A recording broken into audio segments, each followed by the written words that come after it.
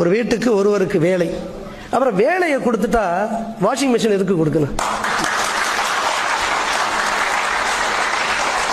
வேலையை கொடுத்துட்டா வீடு எதுக்கு கொடுக்கணும்? கேஸ் இணைப்பு எதுக்கு கொடுக்கணும்? வேலையை கொடுத்தாச்சு இல்ல.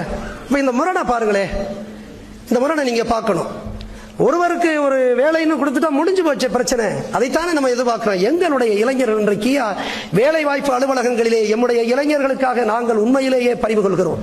அவர்களுக்கு வேலை வாய்ப்பு இல்லை. கிராமங்களிலிருந்து முதல் தலைமுறையாய் அவர்கள் பட்டதாரிகளாக, பொறியியல் பட்டதாரிகள் எல்லாம் படித்து வந்து பெருநகர வீதிகளில் 7,000 8,000 ரூபாய்க்காக அலைந்து தெரியக்கூடிய அவலத்தை பார்த்து உண்மையிலே நாங்கள் அவர்கள் மீது பரிவு கொள்கிறோம், கருணை கொள்கிறோம். அவர்களுக்கு என்ன எதிர்காலம், எத்தனை கனவுகளோடு அவர்கள் படித்திருப்பார்கள். இன்றைக்கு அவர்களுடைய எதிர்காலத்தை பற்றி நாங்கள் அக்கறை கொள்கிறோம்.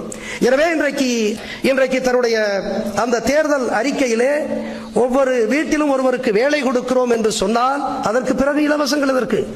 இந்த முரண்களை நீங்களே புரிந்து கொள்ள வேண்டும். அன்பிற்குரியவர்களே, நீங்களே புரிந்து கொள்ள வேண்டும். உங்களுக்காக, உங்கள் தகவலுக்காக நான் இன்றைக்கு சொல்கிறேன். உங்கள் தகவலுக்காக ஒன்றை சொல்கிறேன். இன்றைக்கு கூட இந்து தமிழ் நாளிதழிலே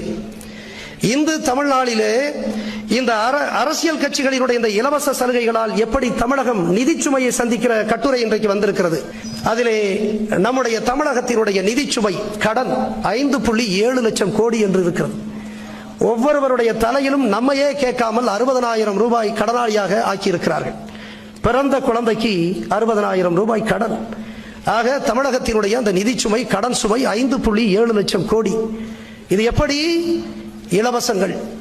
எனவேதான் சொல்றேன், இந்த இலவச திட்டங்களிலே முரண் இருக்கிறது. எம்முடைய இளைஞர்களுக்கு வேலை கொடுங்கள். எதிர்காலம் இல்லை. எமை போல அவர்களும் வாழ வேண்டும் என்று நாங்கள் ஆசைப்படுகிறோம். எனவே எம்முடைய மக்களுக்கு இது போன்ற பொருள்கள் கிடைப்பதற்கு நாங்கள் தடையாக இருக்கவில்லை. ஆனால் இதை காட்டிலும் எம்முடைய இளைஞர்களுக்கு வேலையை கொடுங்கள். அவர்கள் சுதந்திரமாக, தன்மானத்தோடு அவர்கள் தங்களுடைய குடும்பத்தை அவர்களால் நடத்தி கொள்ள முடியும் என்று நான்